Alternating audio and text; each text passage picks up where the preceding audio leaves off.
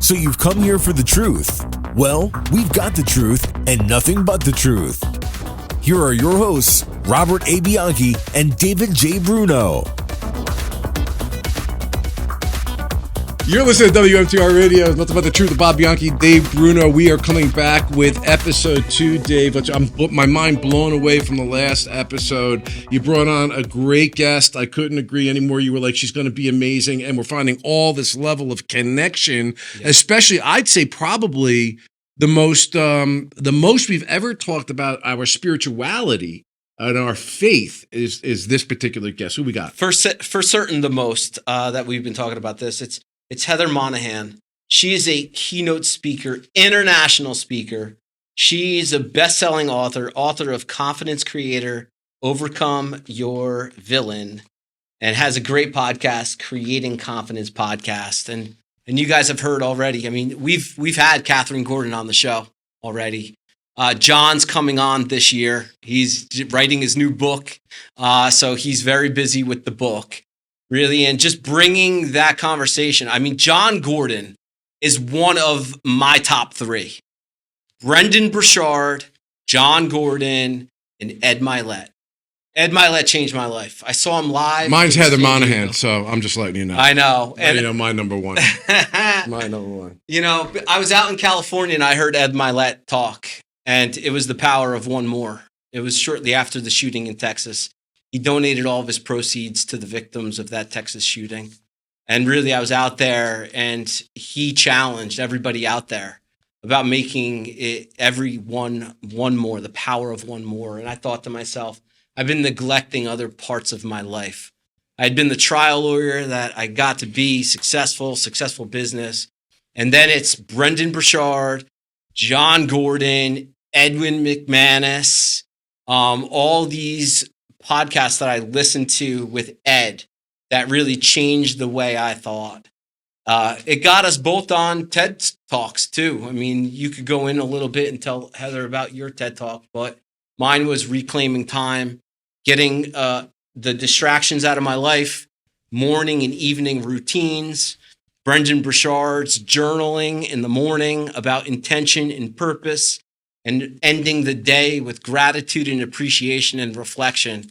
So we're both on this, mindset, journaling, habits. And you mentioned habits in the first. I know you probably have those habits in place as well. I would love to know the habits that you've baked into your lifestyle and your daily activities that bring the success that we all see today. It's so funny when you said, I'm so not a fan of habits. And I love Jesse Itzler. I've had him on my show. We've spoken together on stages together. And I think he's an amazing human. And he bangs habits like crazy. To me, that's also how you flatline. And it's a contrarian perspective. I know that. I'm definitely an outlier. But I remember being in corporate America, everything was a habit. It was the routine was a habit. The quarterly meetings are a habit. That your vision line is a habit. How you show up is a habit.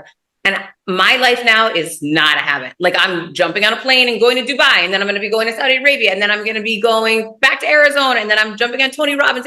And there's nothing that is linear about my life anymore at all. And it's so much more exciting and so much more purpose driven. And I get so many amazing messages from people and the opportunities that come to me. It's like before things were hard, things aren't so hard anymore. Like things just flow.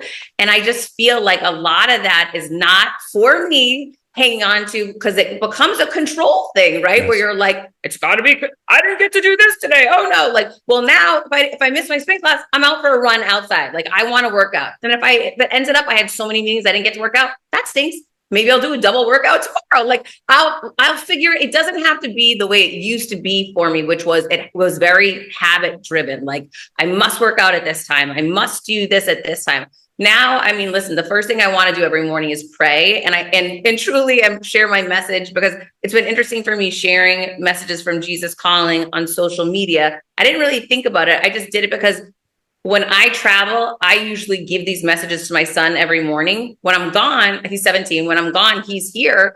I want him to have that message. So he stalked me on IG because he's a maniac.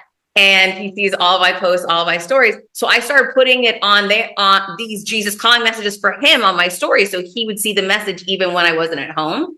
And it was incredible, the messages I started getting from people saying, oh my gosh, what's that book? Like, David, that's not the first time I've gotten that message, right? People are always saying, what's that book? Where do I get that book? And just realizing you're fishing for followers when you're just sharing a positive message from Jesus. And, that was never my intention initially. Is it a habit? I do it a lot, but I don't beat myself up if I don't do it. Like, maybe I didn't have a chance that day, or, whatever it is. But I don't know. I try to do the best that I can do. I try to be the best person that I can be, knowing that I have flaws and make mistakes all the time. I seek forgiveness from God. I pray. I work out. I try to help people every day. And I step into the power of the gifts that God's given me to hopefully bring light and impact others, and have fun while you're doing it. Heather, I got to tell you, I want to just stop, pin right here. Thank God. Thank you for what you just said. I know I'm different than Dave. Yeah. I mean, there's another side to it that we could argue, but I could hear it. Let me have my moment. Go ahead. This driven habit bull S, which is creating stress. That's what I was talking about before. The 10 tips on this, the 5 things I do in my morning routine, the 18.5.6 things you need to do to live, makes me sick to my stomach. And you know what? There's people making a lot of money out there, a lot of money on big stages, letting people believe that this is the answer. Now, let me expound. There is nothing that I have heard on any of these stages yet. Nothing that I have not read in the Bible. 100%, you are correct. That is 100% true. People talk about reading the Bible, but are you reading the Bible? Because if you are, there's no theme.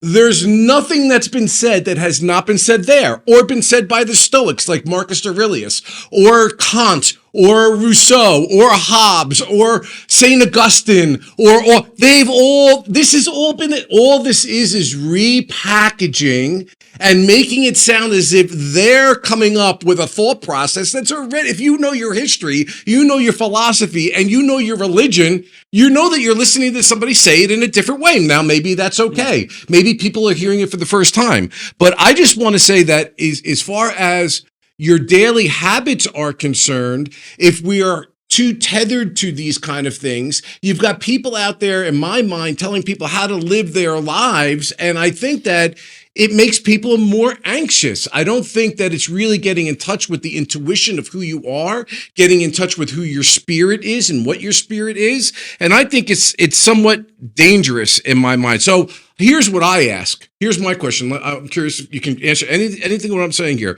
Today's newsletter deals with, here's a question I have. Do you have the warrior spirit?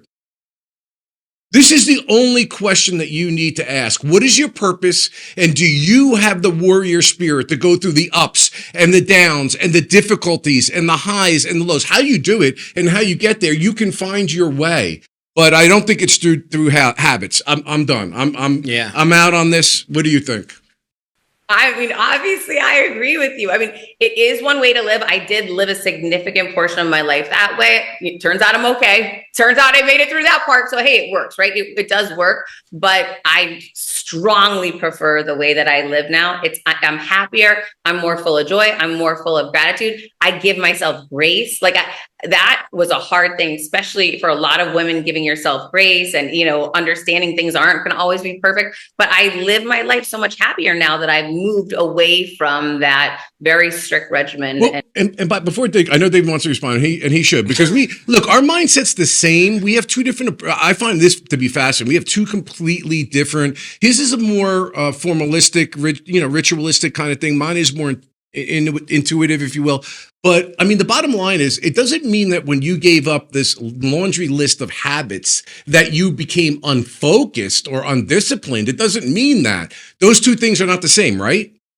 No, I almost think it's the opposite. It was so scripted and forced that I wasn't able to be creative and allowed, to your point, intuition, which I think is another way of saying God is sending you messages, right?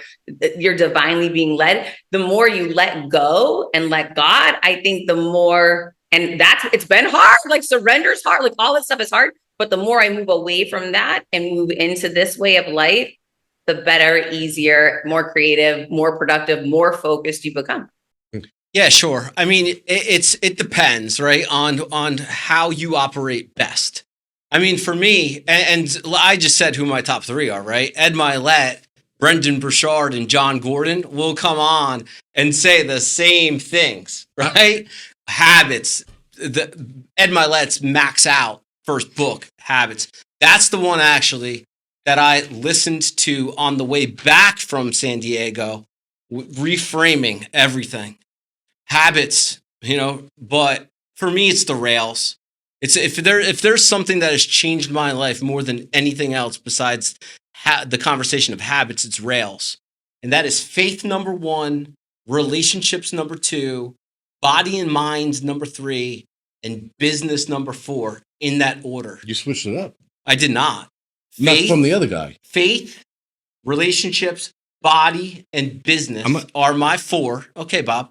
So, and it's my conversation on my stage when I talk about distractions, because when we talk about good habits, our civilization, our society generally has bad habits: scrolling, social media, Netflix, gambling, alcohol, drug. I mean, so we could talk about habits.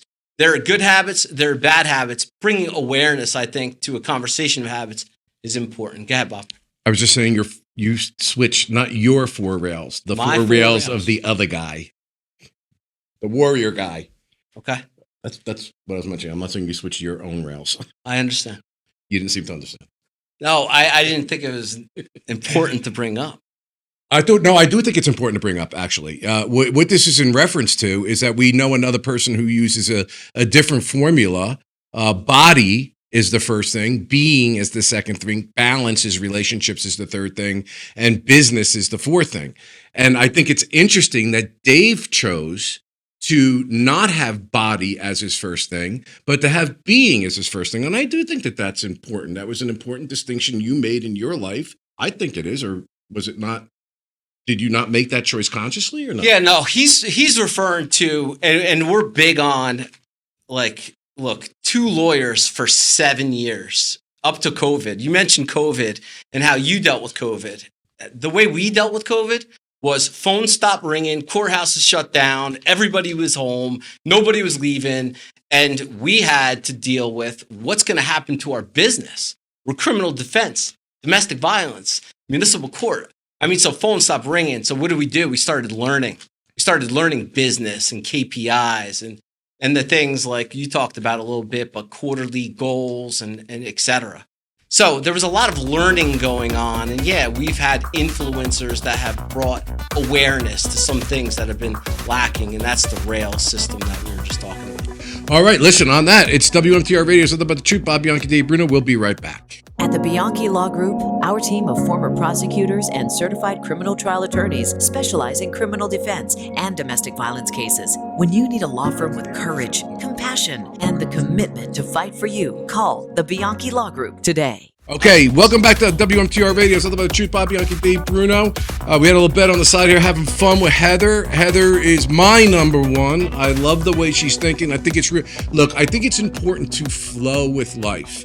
And you get to a point, I think, after getting knocked down enough and having all the tricks and all the hacks and all the whatever, to realize I got to kind of intuit on my own, just like I do when I do an opening statement or a summation. I don't have a book in front of me and I'm not reading it. I got to know it. I got to feel it. And then I got to just be it and let it happen. Cross-examination. So I'm like the salmon. I got to be swimming on that thing, but on that wave. But I wanted to ask you something, because you said something before, mantras. For example, when I get really, really nervous, I always have this thing, Lord, come to my assistance. God, make haste to help me. Okay, it's a mantra I say over and over again in my head. And also with a lot of our clients, people would be surprised to know that many of them come to, people use this term, I hate it, find God. They come to find God. Oh, he found God once he got into trouble. Well, you know what? A lot of times, and I think I struggle with this, my relationship with God becomes less powerful when I'm in a season of plenty, when everything is going well. And I hate that about myself. And I really try hard to be grateful every day, and to, no matter how small it is, to list something grateful, whether it's water coming out of a faucet or a clean towel to wash my face, small things, because I have that tendency to think that I'm in control when things are going well, as opposed to God being in control. So do you understand why it is that people that are down on their luck, like sometimes you've had your problems in your life, I've had my problems, will be closer to God in those situations? Yeah, I think what they mean by that is you're praying more, you're asking for help more. But to your point, it's equally as important when things are going well to be thanking for what we have, no matter the season. And it takes more discipline to thank than it does to pray when you need the help. So I think it's just self-awareness, but listen, it's a discipline. That's something that I think most of us can work on. And I'll tell you, the practice of gratitude is so incredibly powerful. You know that, you're just talking about it. It's that's life-changing. Just being thankful and writing down. It's so funny. We're talking about this earlier today. I was just writing down how thankful I am for how healthy my child is, for the beautiful place that I live, for friends coming to visit me for dinner tonight. Like, there's so much to be grateful for. It can be overwhelming, but that feeling and that joy that you have when your cup runneth over, because you're so loved, you're so blessed.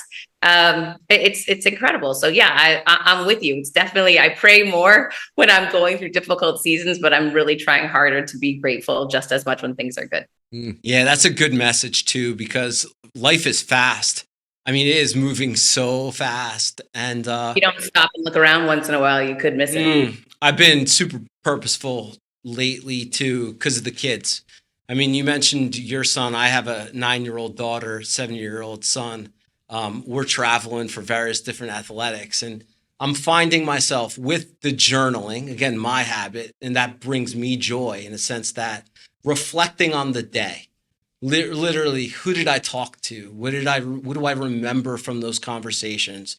And really just going over the things. And that is a practice of appreciation and gratitude, to really reflect, because I think this world, our lives, they're just going at the speed of light.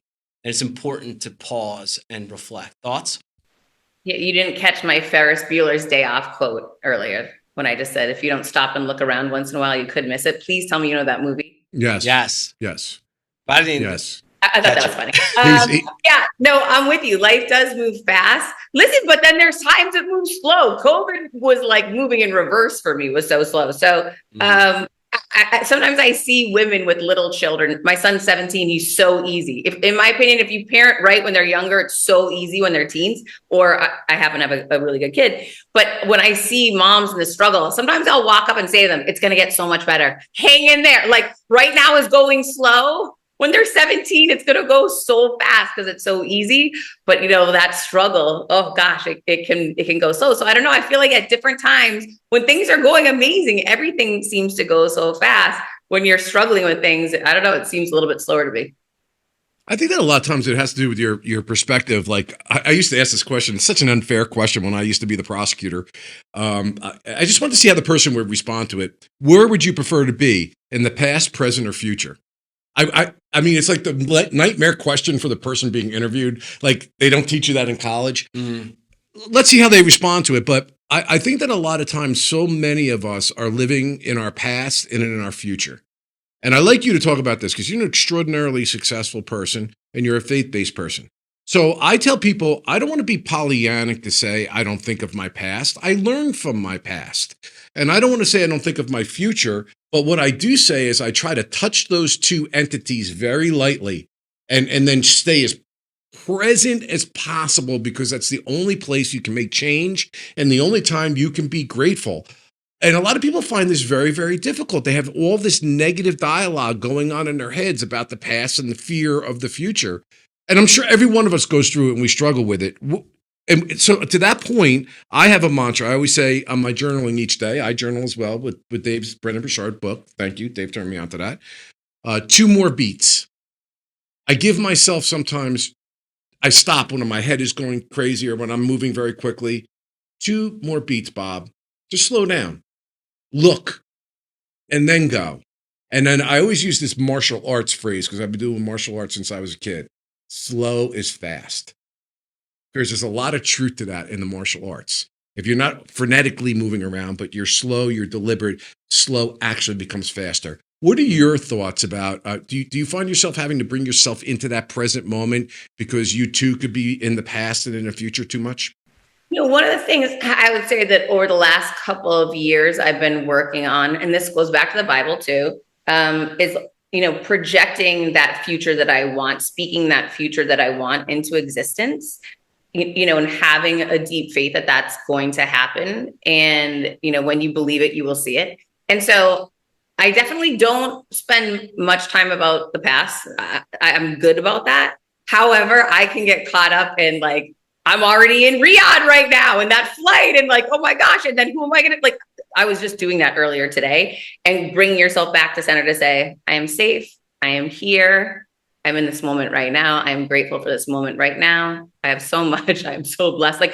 Trying to calm yourself back to right now, because you can get, even if it's exciting stuff you're working towards, it can get overwhelming and take you out of the peace of this moment. So I'm with you. I'm definitely not perfect at that, but I try. If I'm going to lean either way, if I can't be in the present, I'm going somewhere, I'm going future, because that is still, it's the best is yet to come, right? It's we're crafting this, we're part of crafting this future with God, and speaking what we want into existence. And I don't know, it's so exciting. I get very excited about that. That's awesome. You talk about the best is yet to come. That's like my TEDx talk was on what I call deathbed confessions.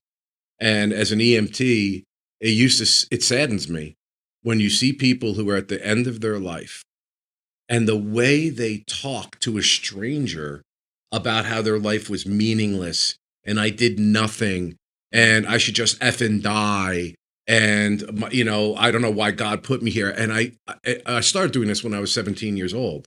And I did not know this, by the way. I had no idea people did this. But that thought process? Oh my God, yeah. Regret. I wish I had done this.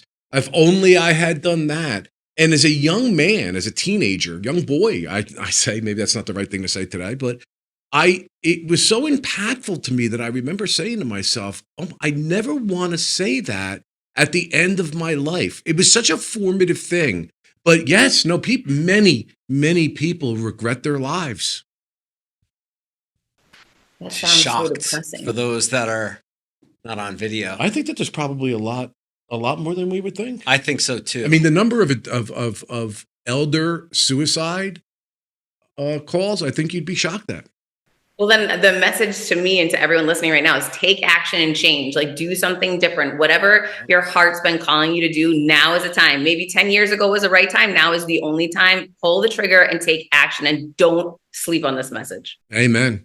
Take action. Absolutely. With faith and optimism as well. We were talking about faith. We've been talking about a lot of faith. It's being optimistic of the future.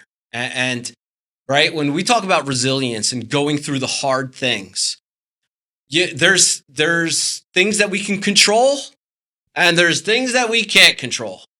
And for the things that we can control, like you said, Heather, action, relentless action, consistent action, keep it going.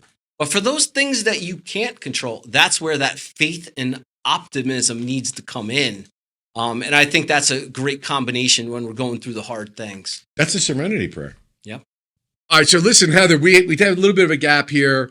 You've had an opportunity to get to know us. I've really enjoyed this interviewing you. I wasn't sure what to expect. We've talked about a lot here. So what are some takeaways? What can based on this conversation, I like to think that what we do in the space of our newsletters and our lecturing and our TEDx talks and our lawyering and my EMT stuff and Dave's passion for teaching kids wrestling and things of that nature are making a difference every day. This is what we were talking about when we took a little bit of a break, and that our deathbed confession can be life well lived, faithful servant. That can be a goal, right? And we're trying to live that every day, and you're doing it. What can you tell our audience about what they can do to get to where you are?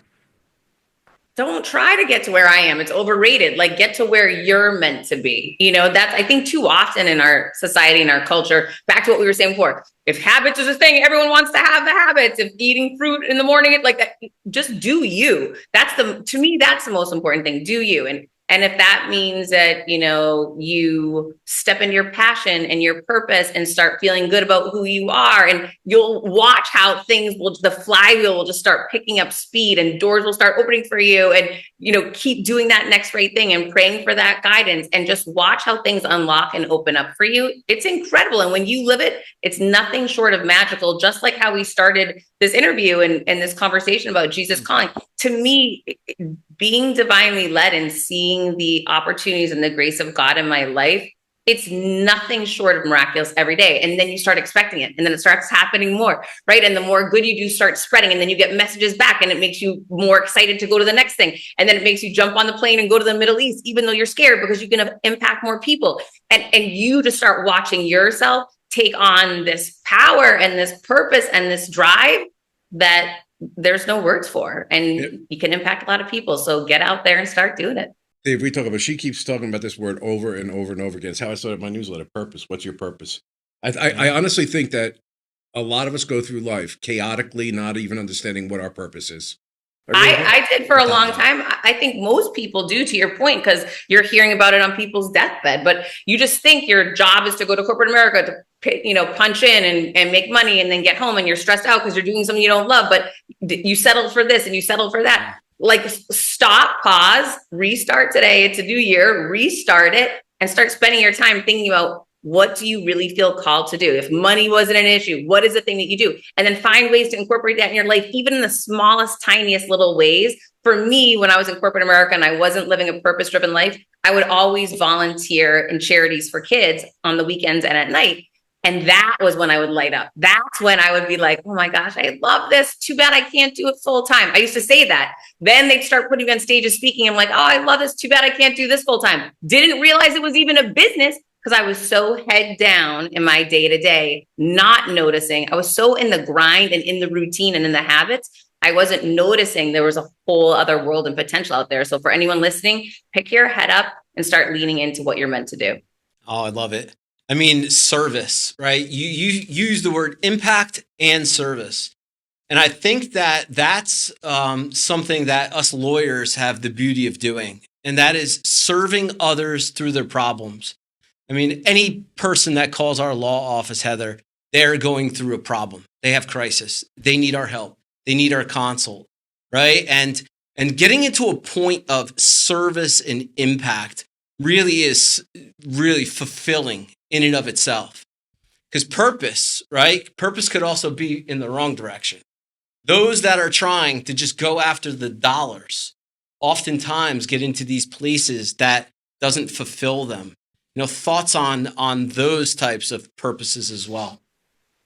Yeah, I mean, that's what I was doing, right? Like, I was in corporate America making a lot of money, had all the things, but when you have all the things and you buy all the things and you still don't feel fulfilled, that's the wake-up call to say, this isn't what was meant for me. And it's okay to say, I don't know what is. I didn't know, right? It took me getting fired to force me to figure it out. But I don't think, listen, that's the majority of people. That's normal, I think, in many instances, to find yourself in that situation. What's important is when you do, start asking yourself the question. Start questioning and being self-aware to, maybe this wasn't all it's cracked up to be. Maybe there's something else out there, and I can try to find. I'll try to seek. And if I seek, I shall find. There you go. And you said purpose-driven life. That's not a reference to Rick Warren, is it? I don't know who that is. Oh, there's a book called The Purpose-Driven Life, actually. So I think we're talking the same language here, Dave. This has been amazing. Thank you for bringing Heather on. And Heather, thank you for being my now number one. There you go. So you, at least in this room, you've got one who's got you as the number one. No, I really appreciate that conversation about habits and checklists and marks. I think it works for some and for others it doesn't. And you're intuiting your way to a great spiritual space and doing a lot of great stuff in service of other people. And that's beautiful. Thank you so much for your time here. I appreciate it, Dave. Heather, where can everyone find you? I'm at Heather Monahan on all social media. HeatherMonahan.com is my website. My books are Confidence Creator and Overcome Your Villains. And my podcast, which is a beast, is Creating Confidence with Heather Monahan. A lot of confidence in there. I see. Confidence. Well, I'm going to sign up for sure. Thank you very much, Heather. This is Nothing But the Truth. Bob Bianchi, Dave Bruno, every Saturday at 9:30 on the radio. Dave, the podcast. NothingButTheTruthPodcast.com. It's a website with the videos. We're dropping the podcasts on Spotify and iTunes. There's also the videos in YouTube, but NothingButTheTruthPodcast.com, the website where you could find Kathleen Gordon and Heather and all of our prior guests. Heather, it's been a pleasure. Thank you for coming on. Peace. Thanks for having me, guys. We're the Bianchi Law Group, a team of former prosecutors and certified criminal trial attorneys. But here's the thing. He put himself in a box when he said... Relied on by CNN, Fox News, MSNBC, Law and Crime, and news leaders across the country for our criminal defense expertise. To get a search warrant, you have to have probable cause that a crime's been committed and there's evidence in a particular place. When you need a law firm with courage, compassion, and the commitment to fight for you, call the Bianchi Law Group today.